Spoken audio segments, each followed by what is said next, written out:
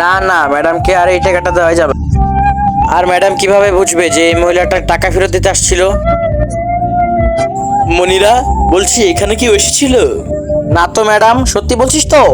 আমি মিথ্যা কথা কেন বলতে যাব? আচ্ছা ঠিক আছে, তুই একটা কাজ কর, আমার ফাইলটা গিয়ে নিয়ে আয়। হ্যাঁ ম্যাডাম, এক্ষুনি আনছি। তার মানে মনিরা আমাকে মিথ্যা কথা বললো।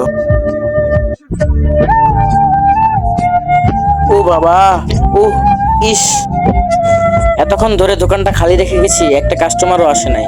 আর এসে লাভ কি, আমি তো আর ছিলাম না। আজকে কি করে যে কি করব? বলছি আন্টি, তাল কত করে? আরে ম্যাডাম আপনি, আমি এক্ষুনি আপনার রেস্টুরেন্টে গেছিলাম। টাকাটা পেয়েছেন ম্যাডাম? না, কিসের টাকা? তুমি এসব কি বলছো? তোমার যে টাকাটা পড়ে গেছিল, আমি তো তোমার একজন স্টাফকে দিয়ে এসেছি আর বলেও এসেছি যেন তোমাকে বলে দেয়। কিন্তু আন্টি, আমি তো এখনো কোনো টাকা পাই নাই। ব্যাপারটা বুঝতে পেরেছি। আচ্ছা আন্টি, আপনি আমার একটা ছোট্ট হেল্প করতে পারবেন?